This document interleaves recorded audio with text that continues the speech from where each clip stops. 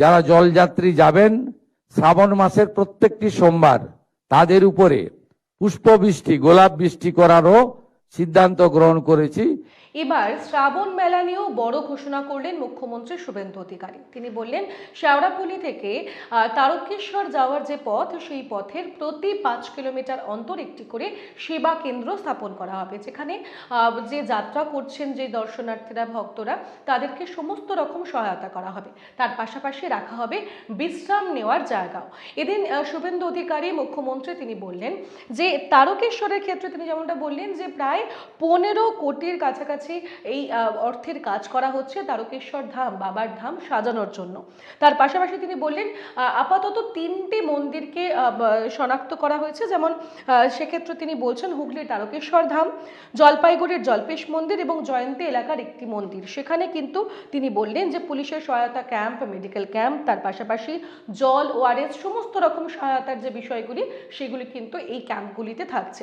তার পাশাপাশি তিনি বললেন যদি আবহাওয়া ঠিক থাকে তাহলে শ্রাবণ মাসের প্রতিটি সোমবার চেষ্টা অবশ্যই যদি আবহাওয়া সঙ্গ দেয় তাহলে সেক্ষেত্রে হেলিকপ্টার থেকে এই জলযাত্রা যারা করছেন বা ভক্তদের উদ্দেশ্যে হেলিকপ্টার থেকে করা হবে পুষ্পবৃষ্টি। তার পাশাপাশি মুখ্যমন্ত্রী শুভেন্দু অধিকারী জানালেন যে 14ই জুলাই তিনি তারকেশ্বর যাচ্ছেন এবং 16ই জুলাই কলকাতা ইস্কনে তিনি যাচ্ছেন। এবারে শ্রাবণ মেলা, শ্রাবণ মাসে জলযাত্রীরা যান। আমি ভারতবর্ষের বহু রাজ্যে দেখেছি সরকারিভাবে এই যে আস্থার একটি বড় পরম্পরা, তাকে কিভাবে সরকার সহযোগিতা করে। আমরা এতদিন ধরে এই রাজ্য বঞ্চিত ছিল।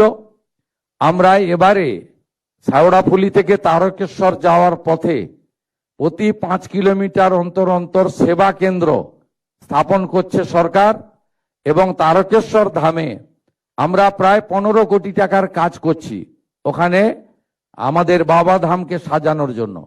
আমরা 3টি ক্ষেত্রকে বিশেষভাবে এই জলযাত্রী যারা শ্রাবণ মাসে যাবেন বেছে নিয়েছি। একটি জলপাইগুড়ি জল্পেশ মন্দিরকে কেন্দ্র করে, একটি ভুটান সীমান্তে আমাদের জয়ন্তী এলাকাতে, আর একটি তারকেশ্বরে। এখানে শ্রাবণ মাসে পুলিশের সহায়তা ক্যাম্প, টেম্পোরারি মেডিকেল ক্যাম্প এবং তাদের রিফ্রেশমেন্টের জন্য জল, ওআরএস এবং নানা ধরনের স্বাস্থ্যসম্মত যে সহযোগিতা করা দরকার সেগুলো, এবং রেস্ট প্লেস বিশ্রামের জায়গা। যেহেতু শেওড়াফুলি তারকেশ্বর প্রায় 30 কিলোমিটার, অত্যন্ত লম্বা পথ, আমরা সেই ব্যবস্থাও করেছি। এর বাইরেও শুনলে খুশি হবেন, আধ্যাত্মিক চেতনার এই ভূমিতে আমরা সরকারি হেলিকপ্টার থেকে যারা জলযাত্রী যাবেন শ্রাবণ মাসের প্রত্যেকটি সোমবার তাদের উপরে পুষ্পবৃষ্টি গোলাপ বৃষ্টি করারও সিদ্ধান্ত গ্রহণ করেছি, যদি আবহাওয়া পারমিট করে।